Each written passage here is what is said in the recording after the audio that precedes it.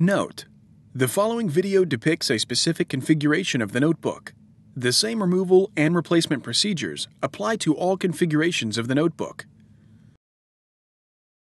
Before you begin, remove the battery. Removal. On the bottom of the notebook, slide the service door release latch, identified with a service door icon, to the release position. Slide the service door toward the front of the notebook. Lift the service door out of the accessory bay and remove. Replacement. Align the edges of the service door with the edges of the accessory bay and place the service door into position. Slide the service door toward the rear of the notebook until it is properly seated and the service door release latch clicks.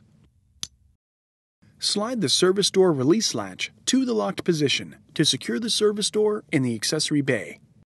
Caution: any red visible under the service door release latch indicates that the service door is not securely locked in the accessory bay. This may allow the service door to slide out inadvertently.